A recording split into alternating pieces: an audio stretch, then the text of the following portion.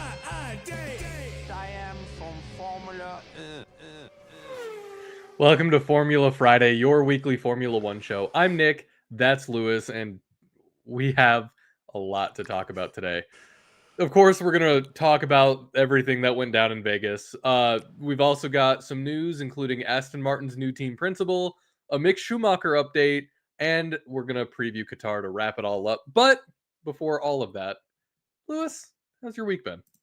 It's been pretty good. End of the month always is fun for sales and doing everything. And I had a pulled muscle in the weirdest spot I think I've had, which is like this muscle, like the trap or whatever it's called. Yeah, it's so it hurts your neck movement, hurts your arm movement. It's fun getting old, Nick. You'll get there one day. Otherwise, been pretty good. Uh, and then I lost audio there. Are you for you, Nick, for a second?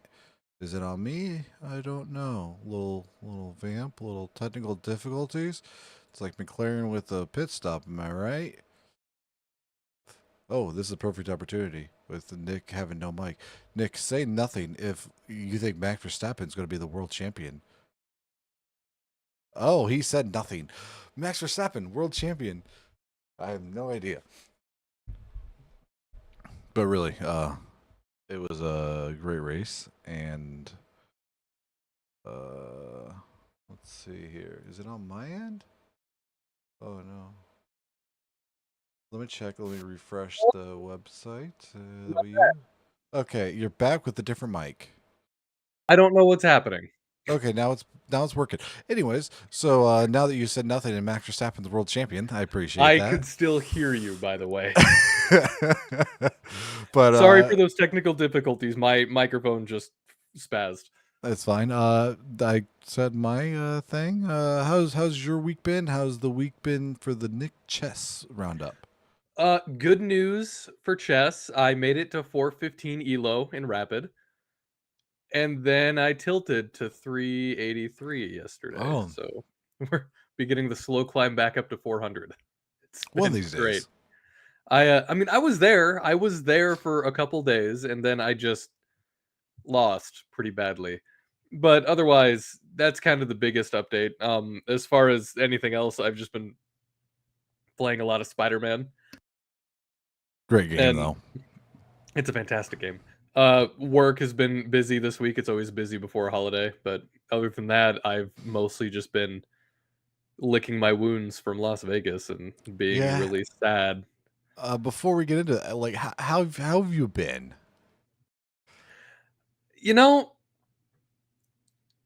I used to not pay attention to sports, and sometimes I miss that.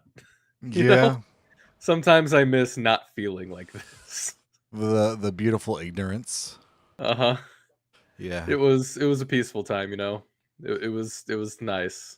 It was a But good time. here we are. Yeah. Las Vegas wasn't all bad. We can just start from the top, literally from the top. Lando's dive right at the start of the race. Lando did a Max Verstappen on Max Verstappen, which I kind of respected because I feel like that's not something we would have seen out of Lando in the past. He usually doesn't pull stuff like that, and I really liked that aggression. Yeah. It was it did sorry. No, go ahead. You got this. It did end up messing with him in the end, obviously, because that's when he went wide into turn one because he was at a weird angle and he didn't hit the apex right, yada, yada, yada. He did cost himself, but I appreciate that he went for it, you know? Yeah. I appreciate that kind of... He's fighting for the world championship, and if anyone's going to get in his way, it's going to be Max Verstappen. More so now, but we can get more into that a little later. Yeah, I felt like it was a very bold move for him. Like, I don't know. You got to put it out there to try to win it, and he tried. Mm-hmm. And he did eventually, because after that, he ended up in, what, third? He did work his way back up to second, and eventually finished the race in second. But toward the last few laps of the race, you could kind of, if you're looking at the timing tower and also hearing the commentary, Lando was backing off a lot. he was at one point 11 seconds ahead of George Russell, and then the last few laps it went down to 9, 6, 3 seconds by the time he hit the finish line. And they were speculating on the Sky broadcast if he was running out of fuel, because in Formula One, of course, there's that rule where you need to have enough fuel at the end of the race for them to pull a sample on to test it. Because fun Formula One lore, there was a team, and I don't remember exactly which team, and I don't remember when this happened, but they were basically using modified fuel that gave them an insane advantage. And now that's why they test fuel in Formula One, to make sure that you're not using illegal fuel. It's really fun. It's one of those examples of these rules exist because of a very specific reason, and it's hilarious. But so they thought that Lando was easing off to try to conserve fuel so they could get that sample. Sure, makes sense. He still finished second, but then there was a tension because this race ended at 1 a.m. our time, I believe. Yeah. And there was a tension where it's like, well, I don't want to go to bed until I know if he's going to get disqualified for fuel. I need to know that. So I stayed up until 3. Oh my goodness. Just refreshing constantly until I got the news, and it turns out it wasn't fuel. It was actually worse, but monkey's paw worse, because not only did Lando get disqualified from the race, so did Oscar. It was a full-on McLaren issue. The reason, the rearmost skid was measured on both cars according to the team's legality documents. I'm reading exactly from the stewards thing, the FIA. The submission in accordance with yada yada. The measured thickness was less than 9 millimeters on both cars, which is the minimum thickness required. So essentially, they have a skid plate on the bottom of the car, and you're a little more tuned into the engineering side of things, so you can help. There's a skid, and that skid is there specifically to prevent the cars from being lower than they need to be, right? Yeah. Regulation purposes. And this is the same issue, I believe, that Ferrari had in China, where the car was so low that it shaved off enough of the skid on the bottom to where it was just uncompliant.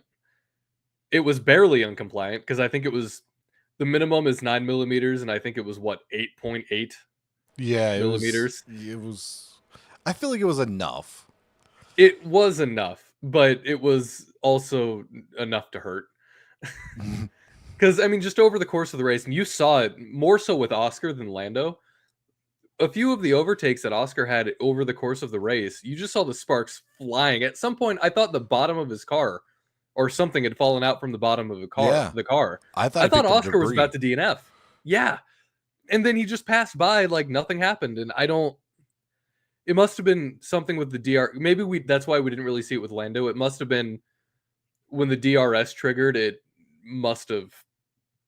I don't know. I'm not an engineer. I don't know enough, but I feel like the sparks were a little more prevalent on Oscar's car than they were Lando's, but it was the same result either way. And of course, everybody had the jokes. Oh, well, Lando's car was actually the one that suffered, but papaya rules. Which is ridiculous, again, because Oscar's was skidding more, I think. It didn't matter. Originally, when they published the findings, they accidentally had copy-pasted and said that they were exactly the same amount of wear, which is really funny. They later issued a restatement. Yeah, I almost said retraction, but that's not right. I wish. They basically just re-released the statement with the correct numbers, and both cars were different numbers, but still under the minimum. And that sucked, but at the same time, I'm glad that it happened to both of them. Yeah. Because it's still barely keeping Lando treading water. There's something I want to nip in the bud here quick. Go ahead, nip it. I've seen, as Twitter is known for, insufferable discourse in the Formula One world, where people are digging up the rumor that came out of Brazil, where there were teams that had the special modification to their skid plate to where if it heated up, it sucked stuff in so then you could get lower without messing with anything. I mean, if that's what it was, it's not cheating anyway, because that's what Formula One is. There's no rule. Formula One is cheating. Let's be exactly. honest. The whole point of Formula One is for teams to find ways to still skirt the regulations while still having a legal car. they engineer the racing out of Formula One. That's what Formula One is great for. That's why I have to change the regulations every 5 years because they perfect the design. And they have to have technical directives throughout the year to enforce it. Bending wings, the most recent example, I think. Yeah, also a McLaren thing. Yeah. I've seen a lot of people saying, "Oh, McLaren was cheating and they got caught." They weren't cheating, and they, I mean, they got caught, but not in the sense that they were doing it intentionally. I don't think that they're going to risk cheating this close to the end of the season with a championship contending driver, two Yeah. championship contending drivers. That's ridiculous. That's such a dumb side of discourse that I've seen coming off of some of the community on Formula One, and I just don't get it. A lot of people are just praying for the downfall of McLaren, which Lewis. Hey, I'm not praying for the downfall of McLaren per se. It's just I like chaos. I like chaos too, but I don't want it now. I don't know want the now that chaos you're at the end of it. I mean, because what happened was they both got DQ'd, and now Max Verstappen is tied for second in points.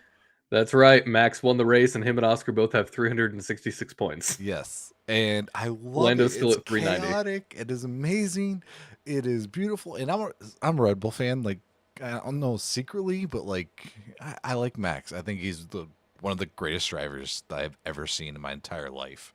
And He is. yes, and it's crazy to show like how good of a driver he is, especially when you look at Yuki in the same car or Liam in the same car. It's just insane. And also, weird side note, I've noticed, or I wanted to say this weekend, ever since Lauren Mikey's took over, oh, look how close Max has been. Yeah, it's almost like Christian Horner sucks. Yeah, so there's a reason why he didn't get the team principal job.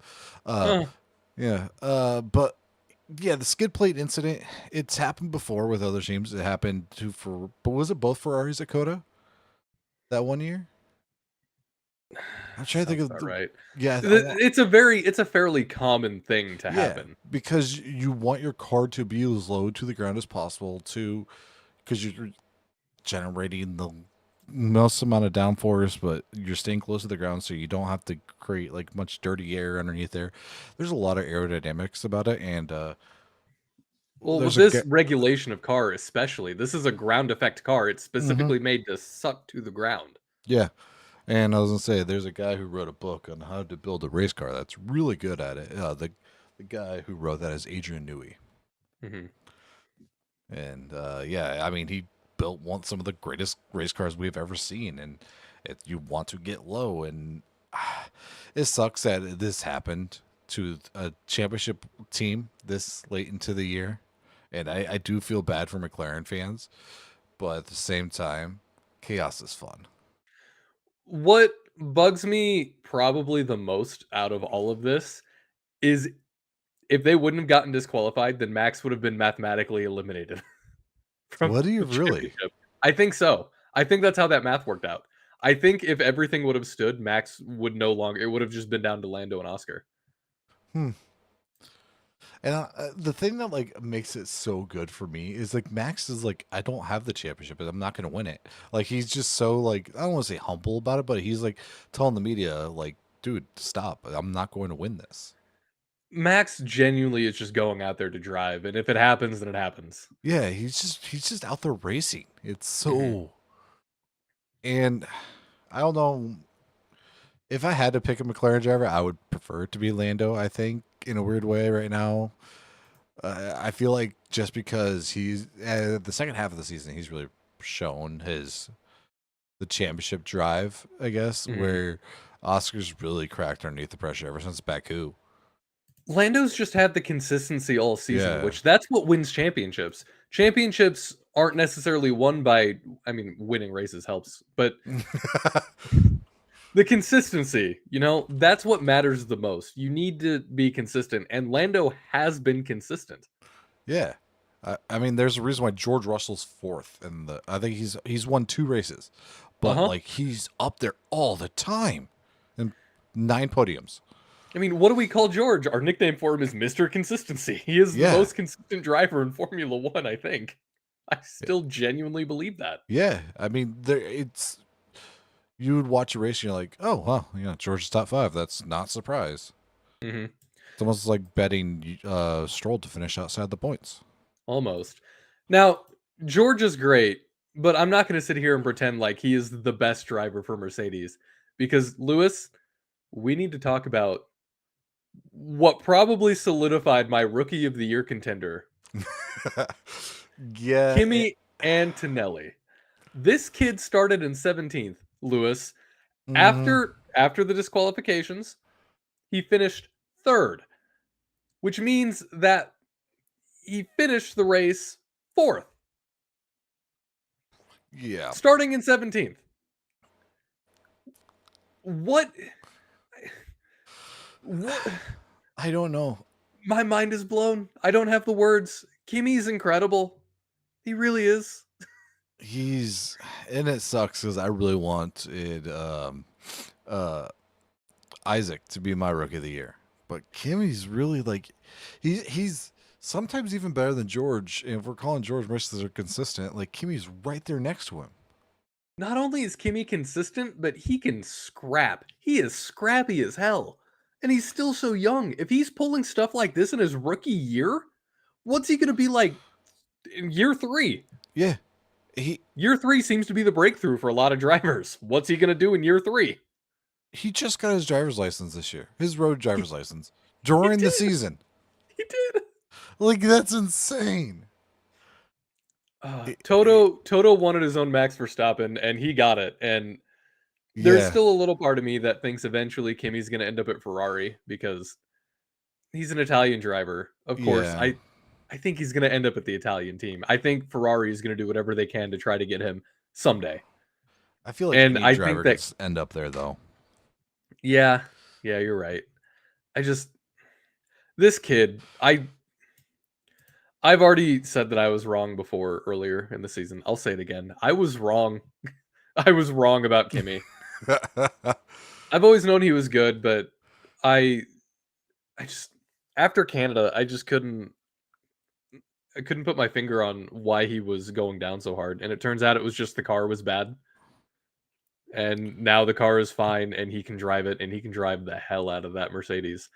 I am flabbergasted. I'm in awe of this kid. And my rookie of the year, it was going to be between Ollie Behrman and Kimi. Hmm. Because I think Ollie's had a really good season, but he hasn't had a Kimi season. Nobody's had a Kimi season. No rookie has. Yeah, that's gonna be a good discussion. I feel like we could. Yeah, because Well, I have a different pick. we will do our awards at the end of the season. So Ooh. don't you worry. It's only a few weeks away. Aw, felt like it's just started. I also feel like it just started. A couple other notable things to come out of this race. The cooldown room in Las Vegas is a car. Most Yeah, specifically, it was a pink Lego Cadillac driven by actor Terry Crews. which I love Terry. I also love Terry. I love the concept of a cooldown car. Yeah, There's a lot of things about the Las Vegas race that I don't like. I think a lot of it is overdone, but this was just the right amount of overdone to me. It's a really. big pink Lego Cadillac. Lego has just gotten more into the Formula One game, especially because they're going to have that Formula Academy car next season. And I think that it's my kind of camp at least, you know? It's just a big Lego pink Cadillac. They've done a lot of these Lego cars. They seem to have perfected this Lego car technology, which seemingly came out of nowhere. Yeah, It's just didn't have that on my bingo card. yeah, I didn't either, but it was a fun cool down thing. Except you could kind of tell during a lot of the post race celebrations that Lando he was not happy. He was very sad. He was doing his best to cover it up, but you could tell that he pretty much knew that the nail was in the coffin and he didn't want to have to go through all of this just because none of it mattered. Yeah, I mean, the thumbnail of today, like that's just that snapshot. It's him and it's Max and George waving, wearing the Lego glasses, and Lando's just kind of like, because he knew something was wrong. And of course, Zach Brown and Stella weren't at the celebrations either because they were locked in talking with the stewards and the FIA about what we found out later was the skid plate. So it was really weird because I knew something was wrong and I had a horrible feeling in my gut and that I'm just back onto this. I just it was heartbreaking. It was really heartbreaking. I really thought that we were going to come out of this race and Lando was just going to have to worry about Qatar and then he was going to be the champion. And now I'm worried that it's going to come down to Abu Dhabi. Ba ba ba da. Abu Dhabi. Mm. Ba, ba, da. Also, Sorry. one last thing from this race. Between the cooldown car thing and the interview, which Lando swore in, by the way, he had to pay like a $250,000 fine for that. Really? Dang. I Yeah. didn't realize there was that much of a fine for that. So that's what I heard. I can't verify that. I can't verify that, but I saw that and it seemed ridiculous because Lando said the F word. But between all of that, before they went to the podium to give out the trophies, they had this Mickey Mouse performance at the Bellagio fountains, which, I mean, it was cool. It was confusing. And Mhm. also, it was pre recorded. It was Yeah. strictly for TV. There's a video of people watching the race from their hotel room right outside the Bellagio fountains. And then they're just, this is happening on the TV and it's fake. Yeah. This is the perfect time to ask. Is Las Vegas just too much? When are we going to focus on the racing? The only American track that I feel like we focus on the racing on is legitimately Texas. Yeah. Miami is getting a little better. Vegas, I kind of give a pass because that whole city is spectacle. Like it's fine, I guess. I don't like it, but it makes sense. When they were trying to do that with Miami though, it was weird. It left a weird taste in my mouth because of the fake marina. I will never forgive them for the fake boat thing. Yeah. Vegas, at least, like I said, it makes a look. It's a flashy city. That whole city is about whatever the hell that vibe is. I personally, Yeah. I've been to Vegas twice, and it wasn't my. It was cool to go the first time just because, whoa, this place is crazy. And then the second time I was in Vegas, after the second day I was there out of my 3-day trip, I'm like, I'm good. I Yeah. don't think I really want to come back here again. See, I've never been, but I also really don't want to. I'm not really as weird as it says coming from a salesman. I'm not a people person.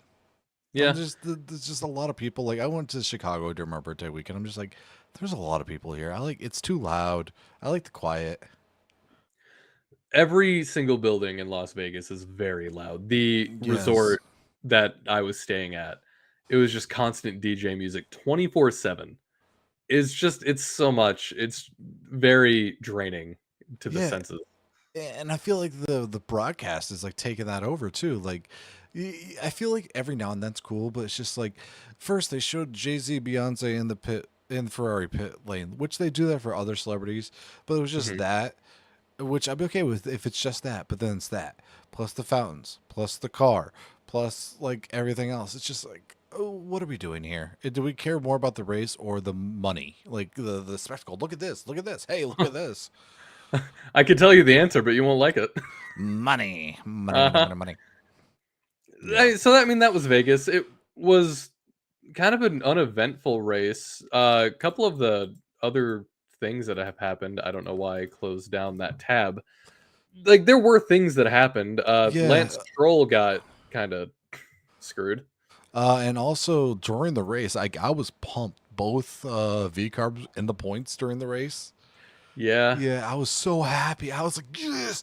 And then like check my predictions. I'm like, oh my gosh, I projected double V carb points. Oh no. And then Liam. Yeah, Gabby ran into Lance Stroll doing a weird dive move, which Yeah, I don't I don't know why know. Gabby thought that was going to work, but it clearly didn't. It took out Lance Stroll, and then Gabby retired after lap 2. Kimmy got a 5-second penalty because okay, they claimed he had a jump start, but did you look back at that? No, so That jump start? I watched on the broadcast and they're like, "Oh, if you watch really closely, it's a jump start." Yeah, so it wasn't a jump start. It moved a little bit, but I think that was just natural car movement. I don't think he wasn't trying to get an advantage. He didn't get an advantage because it kind of like lurched forward I don't even know if it went forward. It just the car kind of did that, and then he stopped, and then he went. Getting a 5-second penalty for jump start reasons is insane, but again, he finished third, so whatever. I guess that was after the checkered flag, so whatever. And then Alex got a 5-second penalty for causing a collision with Lewis Hamilton. Yeah. Alex Albon retired after lap 35, which he's had a really bad string of races. Yeah, I don't know what's are they just focused on the next year? Like, They must be, which, I mean, that's... Sainz hasn't been doing horrible. I mean, he finished in the points. yeah, that's true. Sainz has turned into everything that James Vowles hoped he would turn into. It just took him half the season because he had to get used to the car because famously, turns out the Ferrari is really weird and complicated and annoying to drive, and you have to teach yourself how to do it. And then the second you're in a normal car, it takes a bit to get used to driving again. Did you see the crowd interaction with Carlos Sainz when they're doing a Q&A? I didn't. Some fan was like, "Hey, Carlos, I got a question. When are you going to apologize to us? Because you said don't expect podiums for us this year." And he was like, "Son," he's like, well, I was trying to be humble, and I didn't think we'd be doing this good, but here we are." And I just thought it was the most Carlos Sainz thing because he's like so like dumbfounded. He's just so humble. He doesn't go, "Oh, I mean, we're just that good." He goes, "I'm sorry." Carlos is a really likable guy. Impossibly likable. There's just something about him that even his days in McLaren when him and Carlando, they were really good together. He seems like he gets along with all of his teammates no matter where he is. He's just a good fit anywhere, which is why I think he's going to be a team principal or a strategist someday. It just feels inevitable to me. You know what? I'm going to subscribe to that take. He does his own strategy. They refer to him for strategy purposes. He's like, "Oh, it looks like it's going to rain. Maybe we should do this." And then it works. I wouldn't be surprised if some of Carlos's success over the last couple of months have been due to them kind of listening to him a little more. I mean, he has been around racing his whole entire life. He has been. I know we're retreading ground. We've talked about this before, but Carlos is very good. He is a very good driver. And his dad's an amazing rallycross driver. Like, that's insane that this family heritage is like this. I think that we are really at the start of the Carlos era with Williams, with the way that Williams is investing in their future and in themselves. I think that Carlos is going to have more success with Williams than he has in any other team. And I'm including Ferrari, which I know he's gotten wins with. But I think there's a difference between winning and success.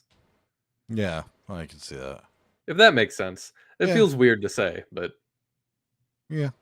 Okay. Yeah. I won't explain further because I don't really have a full explanation of that. Okay. Let's move on to the news, unless you have any other takes or things from Vegas. No, just heartbreak for V-Carb and... for V-Carb, heartbreak. Yeah, I mean, yeah. Come on. It's all about me. Yeah, me. V-Carb, right? We scored a point, I think, or a couple points, but still. Oh yeah, we moved up. So yeah, a couple points. Woohoo! Let's dig into the news. And you know what? I'll let you talk about this first story because this has Lewis written all over it. Oh, Lewis Hamilton. The floor is yours. No. So was it this week that Aston Martin said that they are canning their team principal for next year? It was earlier this week. Yes, and so there was a lot of speculations about what was going to happen, who was going to take place. One of the rumors, Christian Horner, and I am so happy to report it is not Christian Horner. Who is it? It is somebody that worked with Christian Horner, Adrian Newey. Oh, chief engineer, or what was he? He was chief strategy officer. Or no, not strategy. I forgot what his title was. There's a lot of titles. The guy that's the most famous for building the best race cars. How to Build a Race Car by Adrian Newey. Like, he's now going to be running the team. A literal car wizard. The car wizard who's won multiple championships. Like, his car has won multiple championships with Honda, is getting the Honda engine. I'm so happy about this. Like, you're telling me he's going to oversee the whole car development now too? Oh my Question for you. goodness. Yes. Are you going to convert to being an Aston fan? I don't know. So part of me kind of likes Aston because Red Bull Aston Martin, they used to be the thing. But Mhm. like, I love Adrian Newey. I think he's amazing, and I would be more on board with Aston Martin if it wasn't for the Strolls. So let me also give you this. Okay. We've talked about it a few weeks ago, how Charles's manager has been kind of shopping him around to different teams for the 2027 season. Okay. Rumor has it that Aston is the top candidate. To replace. Probably Fernando. Yeah, I don't know. I was hoping you wouldn't say that, but yeah. I mean, it's probably Fernando, if we're Yeah. being honest. Yeah. Charles. Ooh. A little giddy on that one. I would love that. And then Oscar goes to Ferrari. I Yeah. still think that's going to happen. I really do. Unless they give Ollie the call up, which could also happen. Or Kimmy. But yeah, I love this move. I think this is a great move for them. And if Stroll still doesn't score points, what are we doing here? This does really feel like it will put the magnifying glass on Lance Stroll more than anything else, because famously, Adrian Newey, as you said, Adrian Newey, car wizard. I said that. He builds championship winning cars. He's good. He knows what he's doing. And Yeah. if you can't get anywhere in a car that he built, then you shouldn't be in Formula One. Yeah, I mean, this guy's literally built cars for Williams back in 91 to 96.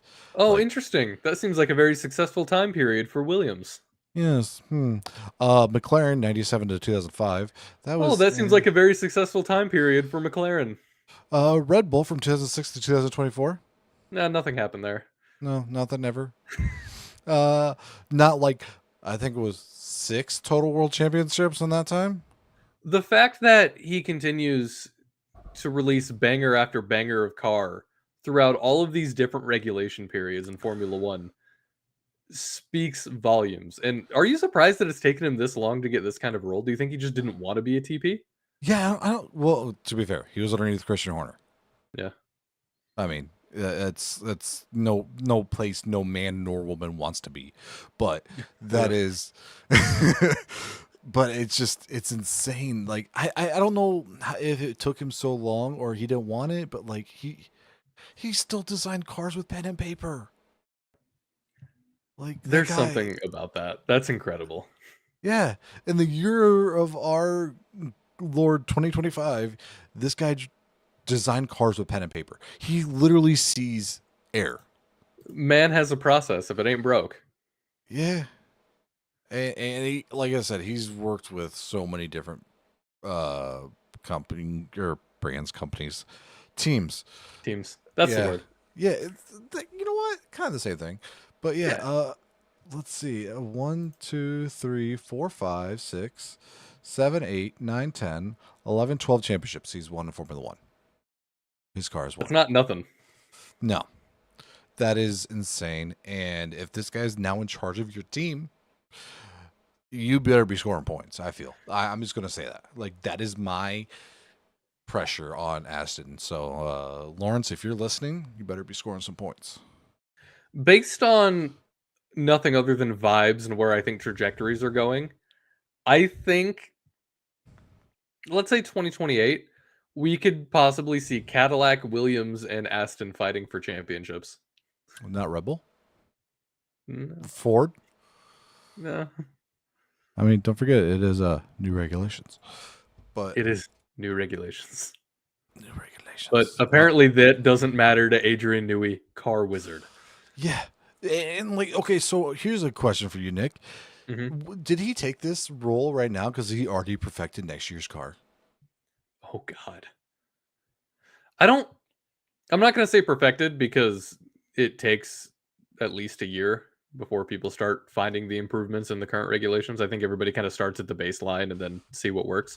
That's why the first season of a new regulation is always really fun, And then you get things like porpoising and Lewis Hamilton breaking his neck in the Mercedes.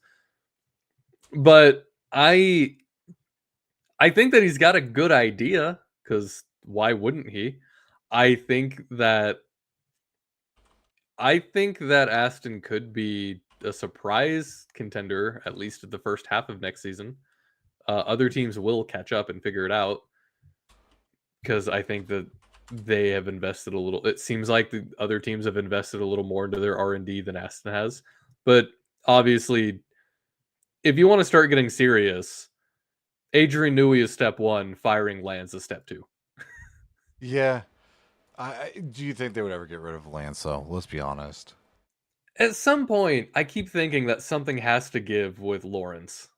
I can't help but think that Lawrence has to be a little tired of this, right? Yeah. Yeah, I guess so.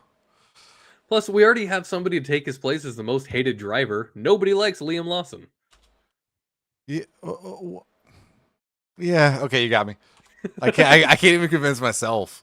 I'm sure Liam's nice, but a lot of people don't like him. It's his general vibe. It's not necessarily his fault, although he could probably improve it.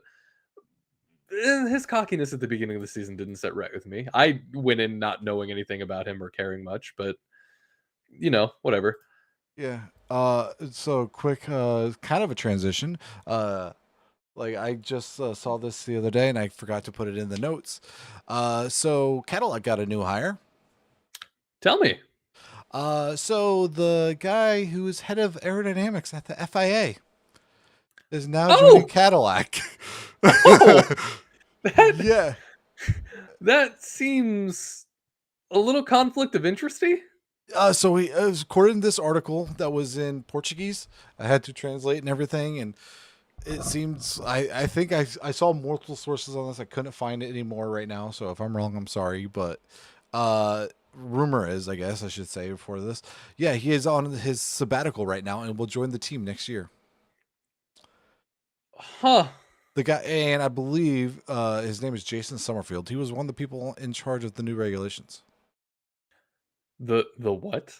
The new regulations. So he took a 6-month sabbatical before making the transfer. But yeah, he is considered to be one of the most knowledgeable people for this right now.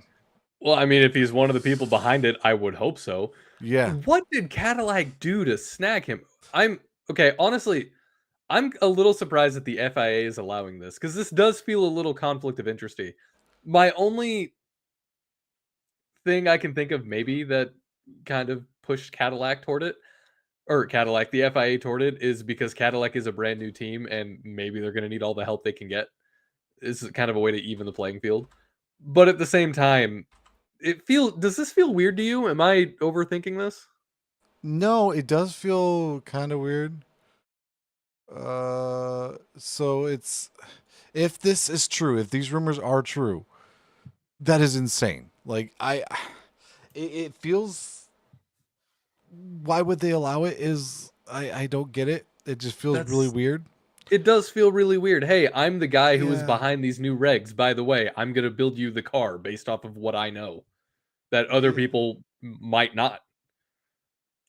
Or I'm trying to find more information on this because I originally, it's okay, now there's more coming out about this, so we could be way off because now there's apparently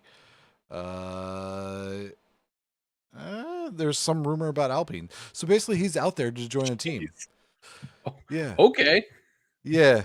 So I'm sorry about putting that in early, but yeah, that could be insane if you can have the person from the FIA that designed these regulations to like join your team. It doesn't sit right with me. It really doesn't. It feels like it could give a team an unfair advantage. Yeah, and if these rumors are true and he does join Cadillac, does that make you like the team less? If they do well, maybe, because if they do that well that quick, like in the first 2 seasons, because the first season they're not going to do well. Second season they're going to do better, but they're not going to be fighting for points. But if they're fighting for points by the second season, then that's gonna bring up a flag for me. It's one of those wait and see kind of things. But also at the same time, I guess I can't really. It feels a little corrupt, I guess, which is Yeah. funny to say about Formula One, famously non-corrupt sport. No, never, ever, really. Never. One of the least corrupt sports that exist. I guess I'm going to need a little more time to really sit and marinate with this. My initial reaction to this news is that I hate it and it feels cheaty, but it's like the Apple deal, maybe I just need to sit with it for a couple days, roll it around in my head and figure it out. And But I believe, yeah, honestly, I believe there is multiple people that come from the FIA to work on teams. This isn't like unheard of. It's just Mhm. if you're gonna have someone who kind of designed the rule book, that just seems Gross. Yeah. yeah. Unless the rules are like in a way. And maybe no, I'm trying to talk myself into it. I can't. It's because that he could just work around his own rules. Let Um, me help you try to talk yourself into it because this is what I'm kind of formulating right now. Unless what he knows isn't that proprietary to where other teams have access to all of the information that he has to the point where they also have the same information that he has. They know it just as well as he does. Maybe that's what, and maybe the 6 month sabbatical wasn't really for him or him decision. Maybe it was, hey, if you want to join a team, you have to get out of here for 6 months so you don't know what's going on if anything changes between now and then. yeah. I mean, no matter what, because like I'm still trying to research this, and no matter what team he's on, that just seems very. I don't know. There is definitely an edge to whatever team he lands on if he lands on a team, if this is a thing especially that happens. especially if let's just put the hypothetical out there. If he's working at the FIA and he's in charge of the aerodynamics and all this, I'm assuming that he would be able to see other people's designs if they're submitting it for approval. Unless Yeah, that happened within the last 6 months where he wasn't around it. that's true. Yeah. When you say he went on a 6 month sabbatical and then he's coming back and he was with the FIA, then he wasn't for 6 months and now he's coming back, it feels like there was some. It feels like a very strategic sabbatical, if you know what I'm saying. So the sabbatical is the FIA thing. Like if you leave, you have to be on the 6 month sabbatical before you join somewhere else. Okay, That's perfect. what I mean. Yes, okay. So maybe that's exactly what it is. Maybe a bunch of the important information happened within the last 6 months, so he doesn't have access to any of that. So yes, from motorsport.com, it is official from an FIA spokesperson. We can confirm that Jason Summerfield, head of aerodynamics, will be leaving the FIA. Jason will serve his full notice period, including gardening leave, during this transition. Yeah, basically they'll translate him to non-sensitive, non-confidential stuff. Okay, I feel a little better. It doesn't surprise me that the FIA has procedures for this because of course they do. Yeah. But it's a good procedure and Yeah.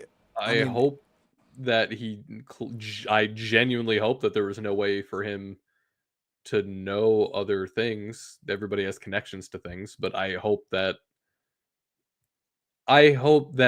him being involved with the team isn't going to give that team that he lands with some kind of advantage yeah, because of his because knowledge. I mean, that's happened to Adrian Newey, like what we just talked about. When he left Red Bull, he had to have that gardening leave, is what they call it, before he actually got to join Cadillac, or not Mhm. Cadillac, sorry, Aston Martin, Yeah. because otherwise that'd be way unfair advantage. The more we talk about it, the less I think I care. Like I worded that poorly. I care, but I think that it's not as big of a deal as I initially thought it was. But it is kind of cool though if whatever team gets him, because I'm reading now it's Alpine, it could be Cadillac, whatever team does get him, I feel like that is a good pickup. Oh, absolutely. I think it would be another slam dunk for Cadillac if Cadillac ends up with him. I think it'd be a slam dunk for Alpine because, I mean, it's Alpine. Eh, let's hope Alpine actually does something for next year. They punted on this year. They're like, yeah, let's do it next year. It's fine. I I'm don't hoping. have good fingles. I don't have a Tingles. good tingle. I don't have good feelings about Alpine next season. I feel like that Don't program is about to hit a wall pretty hard, and we're gonna have 10 teams again. don't do my boy Pierre. Come on, give him hope. Oh, he'll be a good reserve driver somewhere. Don't worry. Oh, maybe he'll drive for Uh, Alpine Reserve. I think Mick Schumacher was just doing their endurance racing. oh, Lewis, Ah, I love you. ah. That was good. Thank you. Yes, Mick Schumacher. Have some news about him. Remember a month and a half ago where I floated that there's a rumor that Mick could end up in Indy, and I think it would be a really good fit for him because he's not living under the shadow of his father. He's in a different racing series, one that his father admittedly kind of looked down on, but still a very good racing series nonetheless. Yes, I do remember that. Mick Schumacher is going to be joining Lanigan Racing for 2026 in the NTT IndyCar Series. That's Ooh. the big boys. That's not Indy NXT. That is the premier 16 races, right? IndyCar season. I have wanted to get into Indy for a couple years now. I like I do kind of like the chaos of it. I think that this is my in because my biggest barrier for getting into any new racing series is I need a driver. I need a driver to support because it's hard for me just to watch it without having a horse to back. I've always liked Mick, and I've always thought that Mick could have done better in Formula One if he had been given the opportunity to not drive the Haas. Or drive with Nikita Mazepin. That too. I think that Mick has the opportunity here to do very well in Indy because I know I'm not saying that Indy and Formula One are the same thing because it's apples and oranges, but I do think that the experience that Mick has with the experience, I said experience already. I think Mick will do fine. I think this is a good pickup for Indy. I think this will help bolster the popularity of Indy in the United States as the premier racing in the United States because I don't know if you've been paying attention. Also, not a NASCAR podcast. I think NASCAR is imploding. I don't know how much longer it's going to exist in its current state. It probably won't completely tank, but I think with everything that's going on in the NASCAR world right now, is things aren't looking great. I think Indy is about to overtake NASCAR as the premier American racing. And when I say about, it's in a cosmic scale of time. I'm not saying it's going to happen next season or the season after, but I think that Indy is going to be more popular, and having a name like Schumacher racing in your series isn't going to hurt, but also it gives him kind of a fresh slate Yeah. to show. Am I just rambling? Is anything No. I'm saying making sense? Yeah, it does make sense. What would I don't know? What would be a good start for him and like a fresh start? It would be good. Is as weird as it sounds, the car better not be red. I feel like if it's red, it's going to be like, oh, Mick Schumacher. Oh, that's like Michael. Oh, are they related? And then, because everyone knows Michael Schumacher. I don't think that team has a red car. I think it's white. Okay, It's like a like white and blue. yeah, I was reading that a little bit of the snippet of articles said sponsors to be determined. So I was like hoping that it wasn't going to be Hmm. something with it. But yeah, I mean, it's good. The NASCAR imploding thing, they from what I remember, the NASCAR numbers are actually still better than F1. So I think we still got it, like in America. I mean, yeah, better than F1 for sure, but Yeah. Also the with time difference. I mean, you've been keeping up with the legal things happening in NASCAR right now, right? Here and there. A bunch Yeah. of texts got leaked as a part of a current suit between 2311 Racing and NASCAR, and it's a lot of seeming alleged corruption looking things between the France family and them. Kind of, it's I don't know the full details, so I'm not gonna like get into it like I Yeah. do know, but it feels like a Shady. coup needs to happen, and if a coup doesn't happen, then it's gonna get worse for Yeah, the sport. which sucks because I believe NASCAR owns IMSA too, which is like Mhm. I like IMSA, and then Why can't governing bodies just be good? Look at FIA and the decisions they make, Yeah. and the NASCAR and the decisions they make. It's like, come on, guys. Sorry, not a No, you're NASCAR good. podcast. Not a NASCAR podcast. It is a Formula One podcast. Kind of NASCAR adjacent. Now, this is a rumor, but Mercedes might be having a new sponsor next Oh. season. And based off of the presence that existed in Las Vegas, I tend to lean toward this rumor being true. Mercedes and Pepsi. Hmm. Now, I got to be honest, and I'm going to speak my truth. Lewis, Yeah. I like Pepsi. I've always liked Pepsi. I've been on a wild cherry Pepsi kick. It's my Ooh. favorite flavor of Pepsi. I know a lot of people look down on Pepsi like it's the Burger King of soda, but you know what? I like Pepsi a lot, and I like Burger King. I'm not afraid to say it. I How have nothing dare else to you? add to this other than it's a sponsor rumor, and it feels like a pretty major one, and it's another American company in Formula One, which is cool. I think that would be a good fit, especially color scheme wise. Like Oh, it absolutely. would fit perfect and everything. Uh, Also, I've, they don't have Tommy Hilfiger anymore, so they just need to find another sponsor that's the same color scheme. hey, boss, we got all this vinyl. What do we do with? I don't know. Find another guy with that color scheme. Incredible. Hey, Yeah, they could bring back the silver arrows and do kind of an homage to like what Jeff Gordon's Pepsi car, not a NASCAR podcast. that's true. Yeah, they could do that. I'm okay with that sponsor, Mm. especially because McLaren has Coke. So, Yeah, absolutely. Not a NASCAR podcast, but there's another bit of NASCAR news that I think we should get into. uh, so there was SVG in NASCAR.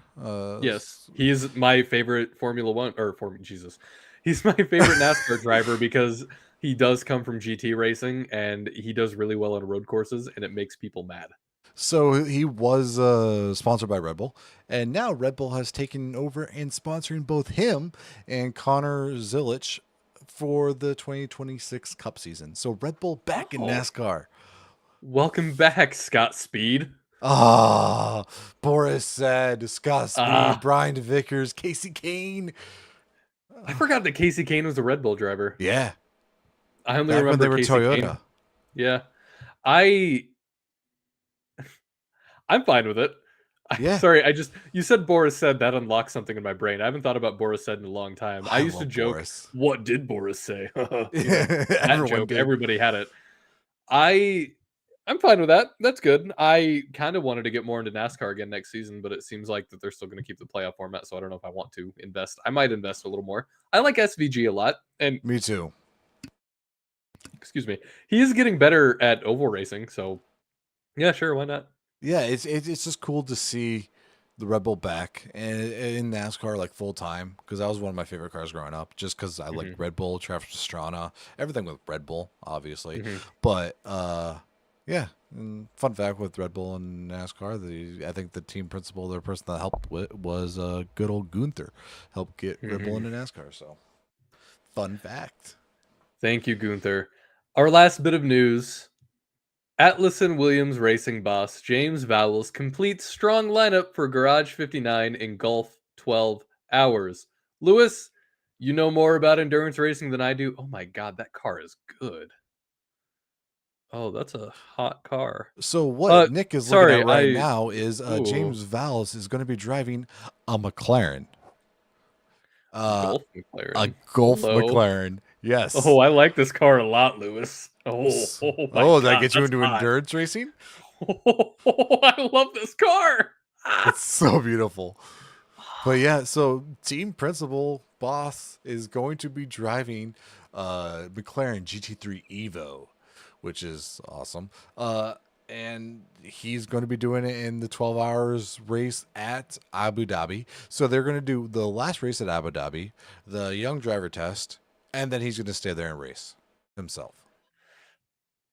I I might have to watch this. It just might have to happen. Oh my Yeah, god, I love that car. it's a beautiful looking car, and it's crazy to see how well he does. Because like I watch endurance racing, and it's cool. You'll see names that like they throw it to like like people like that do the commentary and everything, and it's just like now you're gonna like, oh wow, there goes the principal of the team. It's yeah, I think it's gonna be really cool and awesome to do. I fully agree. I I'm just a sucker for any golf paint schemes, and I just ah, that's such a good looking car. The only it's funny that what's getting me more into wanting to do watch endurance racing is just how the car looks, but I'm going to be honest. Racing is something where you can judge the book by its cover because if the car looks cool and it's going to drive fast, that's just how it works. Yeah, that's a beautiful. The Golf, the little like speckles. Ah, and it's so weird to have a Williams like guy driving a McLaren. Like I get it, they're different teams, different brands, but like it's just it feels a little weird. It's like when Max drives Ferrari. It's like that just feels a little weird.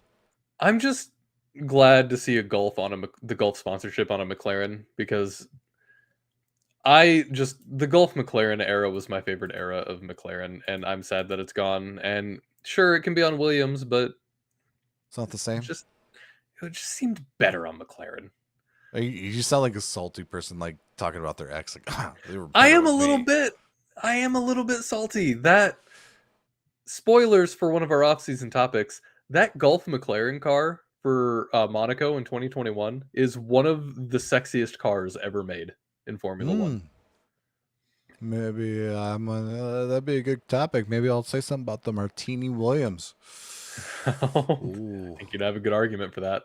yeah. Okay, let's finish it up with our preview of Qatar. Of course, this is the second race of the triple header end of the Formula One season. Last season, it was won by Max Verstappen. Charles Leclerc got second and Oscar Piastri third. It was an eventful race last season.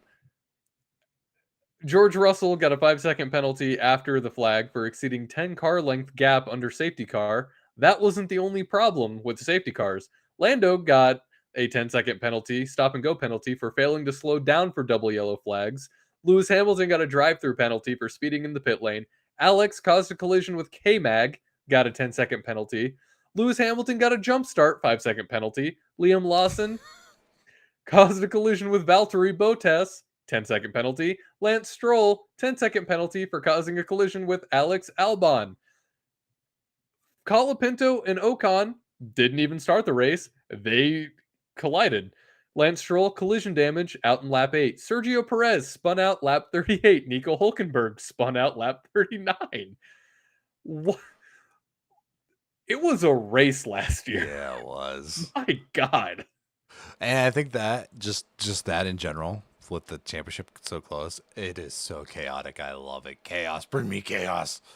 Qatar is an extremely chaotic race, and I frequently forget exactly how chaotic that this track can be, and I'm terrified. I Me am more terrified for this race than I was for Las Vegas because Las Vegas, it's like, yeah, McLaren sucks at Las Vegas usually, and then I got hope, and then it got yoinked away from me because of course it did. By the way, Max in this race led every single lap, Yeah. and he won. Lando was in second up until lap 44. Then Oscar or Charles took over. It, it's a race. It is Yeah. a race. I This track hasn't been around quite long enough, I guess, for me to fully formulate an opinion on it. Ask me if Lando wins this race because he can. Lando can win the not this race, but the championship. Lando can still win in Qatar. Now you're gonna have to help me decipher this because I see this everywhere, but nobody actually explains what it is, and my dumb little chess brain can't figure it out. Lando can still win if he finishes 2 points ahead of Oscar and Max, or 1 point and wins the race. What does that mean if he finishes 2 points ahead of Oscar and Max? Does he need to get two more points than both of them? That doesn't seem like a Yeah, sentence that makes sense to me. I believe so because they have what was it, 266. I have that tab open if I can find my mouse. Uh yeah, so he's at 390, they're at 366. So If he got 390 plus 25, he'd be at 415. There's no way they can catch up. So if he wins, he's good. And so yeah, if he just finishes 2 points ahead of them, I think. Yeah, 2 points ahead of both. That was the question. Sorry, right? Yes. No, yeah. My brain can't handle math, and when I see words that are together in a way that doesn't make sense to me, I just kind of freeze up. So Yeah, thank you for explaining that to me because I'm an idiot. you're fine. I believe that's the way it is because because it's 18 for second place, right? Yes. Yes. So 25, 18, 15, 12, 10, so on. that equals 419. So yeah, so let's say Max comes in second, Lando wins, and next race, Lando doesn't even show up. Max wins after that. Lando would have 415. Max would have 409. Okay. So he just needs to win, baby. That's all you really need to worry about is just win. Ooh. Lando, please. Lando, please win. Unless Yuki does a little minister of defense. Oh, Yuki, you could do the best. Do you think there's a world in which Yuki is anywhere near Lando? When he just goes to lap him. Hmm. He'll take that penalty for the blue flags. Who cares? Slow him down. You got this, Yuki. Or, Red Bull has 4 cars. It's true. Red Bull does have 4 cars. I'm just throwing chaos out there. You are a harbinger of chaos. Let's go to our predictions that we had. So we do 2 normal predictions and then a bold prediction for a total of 3 predictions. Let's go over our predictions from Las Vegas before we jump into our predictions for Qatar. Lewis, what was your first prediction? I predicted double V card points, and it would have happened if it wasn't for Liam Lawson. Yeah, you got that one wrong. Sorry, kid. That's fine. It happens. My prediction, Williams in the points. Thank you, Carlos. Yeah. My next prediction wasn't great either. Oh, what was your next prediction? Which was kind of bold. Alpine scores a point. Yeah, I don't know why you wasted your normal prediction on that because that should have been a bold prediction because it's Alpine scoring a point. They were good the week before. I was kind of hoping. That's you. I just looked at your double, or I just looked at your bold. I'm sorry. Oh, what was your next one? Lewis is gonna get a top 5. It seemed like a fair prediction, but he finished 8th, so that's famously not a top 5. Yeah. Yeah. Go ahead and share your bold prediction, Lewis. If Alpine scoring point wasn't your bold prediction, what was? Fernando top 5. Did that happen? Did Fernando get a top 5? You know what? If you took where he finished, okay? Mm-hmm. You took where you finished and then you -6, yeah, he would have. But he didn't. No, he didn't. I mean, he was surprisingly close to the point, and that was a legitimate bold prediction, so I'm not mad at you. I can't fault you for that. My bold prediction was a McLaren DNF, which... You got the double right. No. Oh, they finished. They never were there. It wasn't a DNF. They finished the race. Yep. Oh, so close. Yup. All right. Now let's move on to our predictions for Qatar. Go ahead and tell me yours. This one, I'm putting this in here. It's not bold, but I'm still gonna put it in here just because I'm putting one driver complains about their tires, and I'm putting that in there because aren't Pirelli doing mandatory pretty much 2 stops now? Yeah, because their dumb ass tire can't make it more than Exactly. 25 laps for some reason. And this track is notorious for cutting tires. So still, somebody's going to complain about tires because they can't figure it out. And I'm just putting that in there because why can't they just make a tire that lasts longer? And I know they don't want to because it's spectacle, but oh my gosh, just make it last longer. What's yours?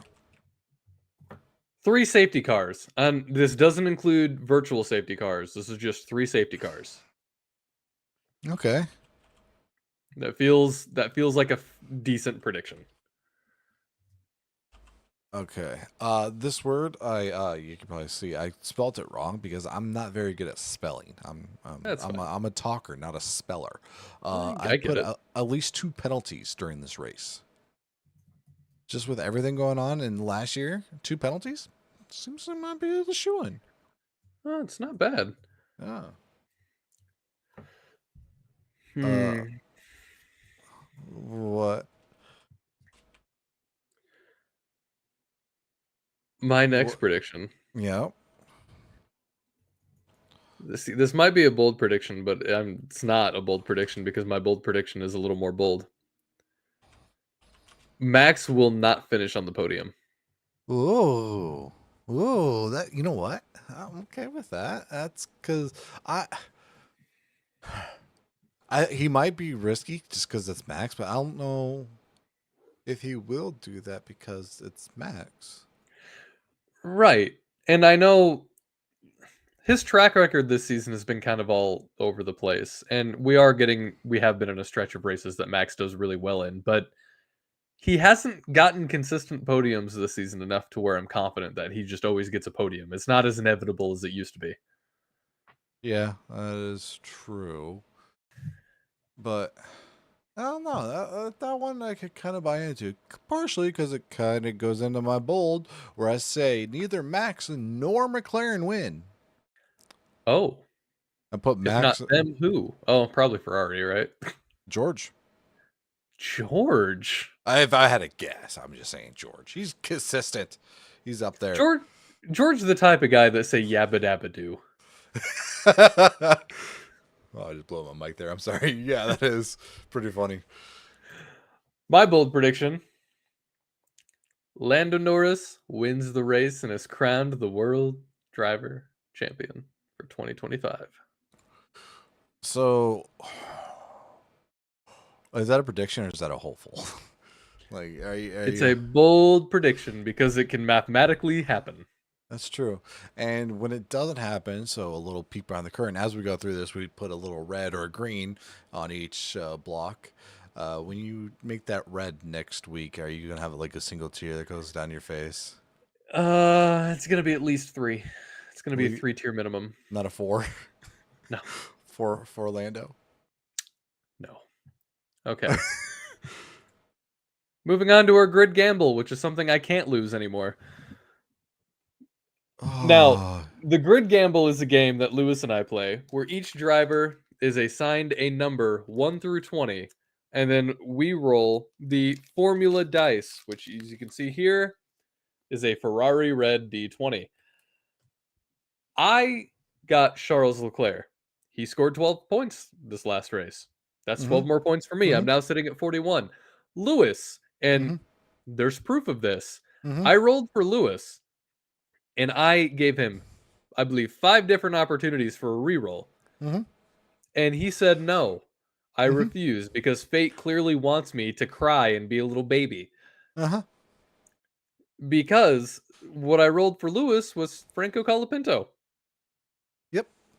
He knew what he was doing going into it, and he still refused to do a reroll. So I mean, now the total is I have 41 points and Lewis has 5 because wherever a driver finishes is the amount of points that we earn for the grid gamble.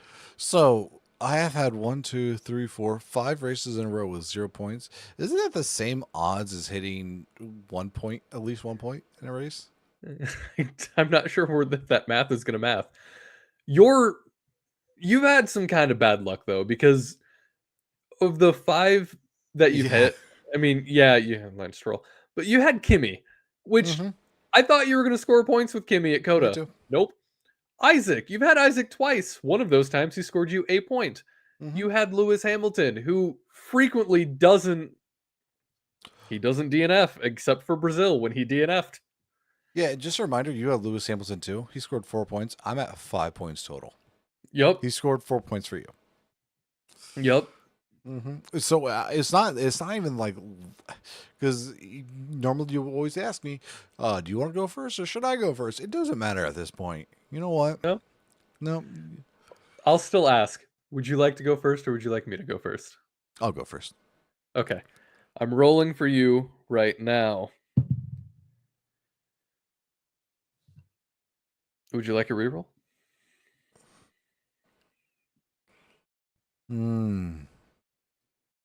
Yeah, I'm gonna take it this week. Okay. Who You was rolled it? Nico, by the way. I'll watch him actually get a win this week. All right, go ahead. A win. Oh, that's a reroll. That's cocked. Cocked. Gabby. Okay. Wow, the universe really wanted you to have a Sauber driver. Yeah. I mean, if I was gonna pick a Sauber driver, I'm glad I picked him or got him. You know, Gabby's usually solid. Yeah. Nico does. He have... got you 4 points. Gabby's fame. Honestly, you got Gabby before, and he is the only one of the. He's gotten the most points for you. That's true. Maybe I can double it. All right, my roll. Who'd you get? I got Lewis. Oh, come on, man. Would you like me to you know what? I'll re-roll. No, you're fine. You're good. You're good. Too late. Already happened. Please. That face. You got Lance, didn't you? No, I got Carlos. Well, there goes my grid gamble championship. Am I mathematically eliminated from this? No, I can still win this. Can you? Yeah, 25 for the next two. That would put me at 55. You're right. So you just need Gabby to win this race. Gabby to win this race. You just score no points. I got to score and win the next race. Got this. Let's go, Gabby. Oh, that's been Grid Gamble, and this has been Formula Friday. I would like to just take a moment to say thank you to Lewis for agreeing to record and do the show so late. I got caught up at work, and we couldn't start at our normal time. So, Lewis, I am very thankful for you. And it's Thanksgiving. U.S. Thanksgiving is coming up tomorrow, and I just want you to know that I appreciate you, and I'm very thankful for you and our friendship, and that we can sit down every week and talk Formula One, even on the off season. We're just going to talk Formula One. It's going to be great. Yeah, and I appreciate you, Nick, and I'm thankful for you allowing me to come join this adventure with you and raise this little baby that you had. Our little Formula baby. Yeah. All right. Well, until next week, when I will either be, I don't know, drinking a glass of scotch in celebration or crying into a glass of scotch because I'm sad. This has been Formula Friday. I've been Nick. That's been Lewis. Have a fantastic Thanksgiving. Tell your families that you love them and try not to start any arguments with that uncle. Yeah, that one.